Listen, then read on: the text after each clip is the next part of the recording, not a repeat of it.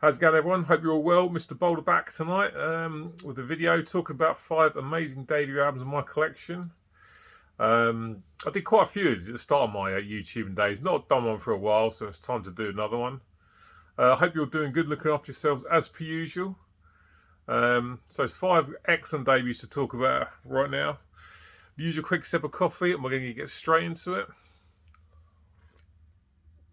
First up, we're going to be talking about an album that just a few days ago celebrated its 35th anniversary, and it's an absolute beast of a debut, it's got to be said. I'm, of course, talking about Guns N' Roses, and this is their Appetite for Destruction debut from 1987. Lucky here, obviously, as you can see, to have a original copy with the band sleeve. Yeah, can't believe this is 35 years old. An absolutely phenomenal release. I love this band, but there's no doubt about it for me. They're never, ever going to top this. This is easily the best thing they've ever done.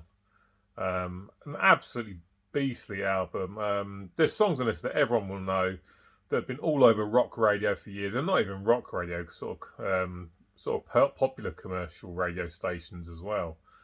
For me, stuff like Sweet Child of Mine and Paradise City, I like those songs, but I never need to hear them again. I've heard them so many times. But a fantastic album, kicks off with Welcome to the Jungle, which again is kind of overplayed, but I'm not bored with that one. I absolutely love that song.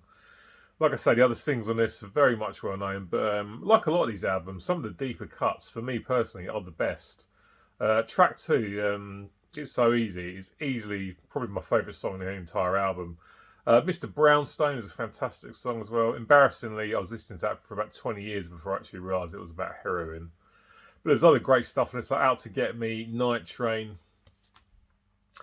What else we've got? My Michelle, great track. Think About You, another great track. You're Crazy. Anything Goes, Rocket Queen. There are no bad songs on this album. Every single one's a banger, and it's just a phenomenal debut release. Absolutely hit the ground running with this release. Excellent guitars from Izzy Stradlin and Slash. Obviously, Axl's very unique vocal style. Duff McKagan plays some really nice bass lines on this record, actually. I don't think get talked about enough. And for me, Guns N' Roses' best drummer, Steven Adler, behind the kit. He's just got so much energy and passion. The drumming on this record is fantastic. He uses loads of cowbell, which is all good for me. And yeah, just absolutely phenomenal songs through them. Really, really catchy. But still with quite a bit of aggression in there. You know, in the days of when this released, hair metal, this was nothing like that at all. I mean, they looked a little bit like a glam band, but they had way more attitude than the glam bands at the time. And it's just a record full of absolutely phenomenal songs, and it'll forever be a classic album. And if you haven't got this in your collection, then your collection's naked without it. So that's my first choice for today. Guns N' Roses' Appetite for Destruction from 1987, 35 years old, just a few days ago, an absolute classic. Another absolute classic now, and this is the debut album from AC/DC, the Aussie hard rockers. This is a American pressing from 1976. Picked this up on a holiday a few years ago in absolutely phenomenal conditions, like it's brand new. These guys did have a couple of releases out in Australia before this came out, but this is their first international release. And an album full of absolute classics. It's phenomenal hard rock songs. Great rhythm guitar playing from the much missed Malcolm Young, of course. Bon Scott's sort of swagger and confidence is absolutely all over this record. He sounds phenomenal. Great vocals. Some of his lyric writing is very funny. Very tongue-in-cheek, of course.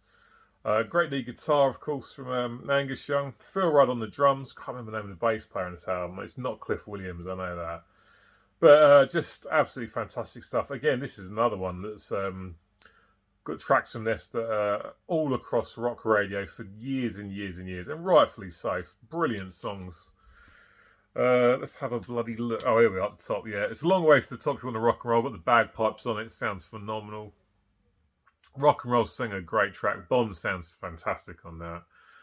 You've got the Jack, which is a much more of a chilled sort of bluesy number. Great stuff. Live Wire, great chorus in that. Phenomenal stuff. TNT, love that song. I really like 6 Feet Under's cover of that. There's a video on YouTube of them playing that live, and it sounds really, really good. Can I Sit Next to You, Girl, great track. Little Lover, good song. She's Got Balls, excellent lyric writing from Bon in that. Just really, really good humour in the lyrics. And title track, High Voltage, fantastic record. Again, there's no bad songs in this. An absolutely perfect debut album from these Aussie hard rockers. AC/DC's High Voltage is absolutely essential stuff. Up next, it's called the debut from Iron Maiden from 1980. Listening to this just today on the way to and from rehearsal. Phenomenal album. Again, this has got loads of classic tracks on this. Excellent guitars from Dennis Stratton and Dave Murray. Obviously, Paul Di'Anno on the vocals on the first two albums. Steve Harris on the bass and the much missed Clive Bell on the drums. A new wave of British heavy metal classic. Just a heavy metal classic in general. This is another album that is packed full of fantastic songs.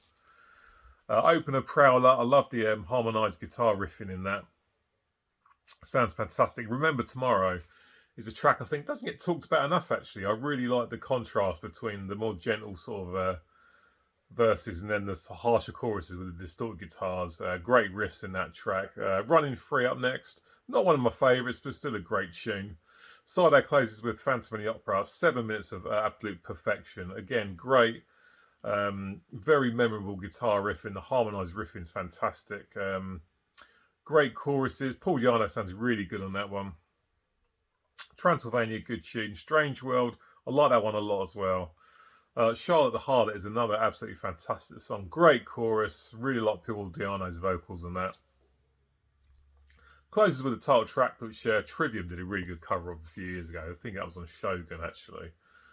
Again, excellent guitar riffing. Very memorable. Great chorus. Paul Di'Anno sounding great. Great drums from Clive Bird. Just an absolutely amazing album from these British heavy metal legends. It's just phenomenal stuff. Maiden's debut is absolutely essential and I absolutely love it. What a great debut. Let's have a quick drink. My throat's drying up a bit.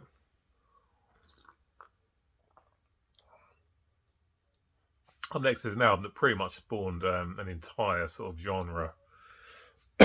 Excuse me, guys. A huge debut from 1978. This is Van Halen. This was the blueprint for hair metal as far as I'm concerned.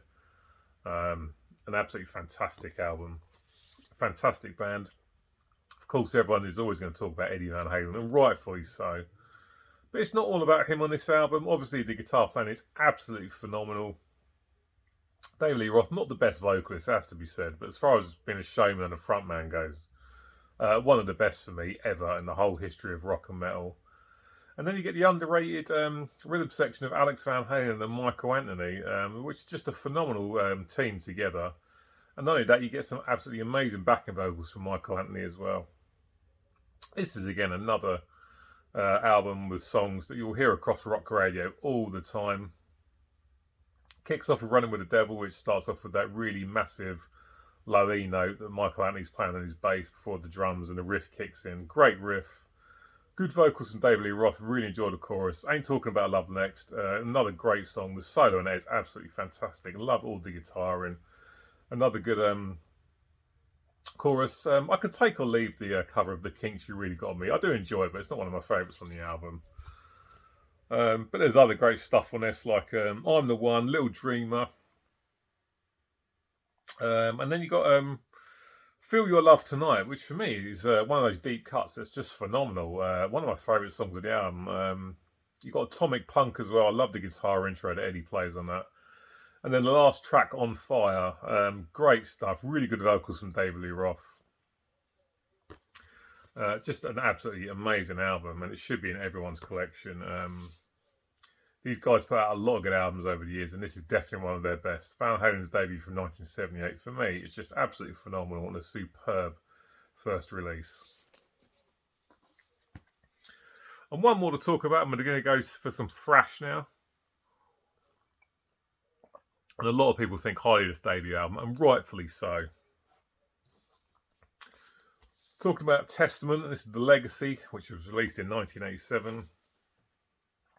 Fantastic stuff. For me, Testament, one of those bands that have got one of the best guitar duos in the history of heavy metal. Alex Skolnick and Eric Peterson, both phenomenal. Great solos from Alex. Eric Peterson's rhythm playing is absolutely superb for me. He's right up there with James Hetfield as far as rhythm guitar playing goes. Chuck Billy on the vocals, Louis Clementi on the drums. Not the best drummer in the thrash, has to be said, but he does do a very good job here. This is packed with thrash classics. Over the Wall, first track, is just superb. Love the chorus. The Haunting's a great track as well. Burnt Offerings, love that. Raging Waters is a good tune. First Struck is deadly. I love the Egyptian style guitar in the riffing in that. Definitely using some Egyptian scales there. Sound really, really good. Alone in the Dark's a great track. Apocalyptic, I should say. Finally got there. City. Excellent stuff. It's just packed with great riffs. Really, really good riffs. I like Chuck's vocals here. He doesn't really hit those kind of highs anymore. But he sounds fantastic on this. Packed with great riffing. Like I say, Louis Clementi's drums are pretty good. He's not my favourite thrash drummer, but he does do a good job on this. An album packed full of good songs with good melodies, hard-hitting songs, but still catchy, and just an absolute thrash metal classic. Testament's Legacy from '87 is absolutely phenomenal. One of my favourite thrash debuts, no doubt about it.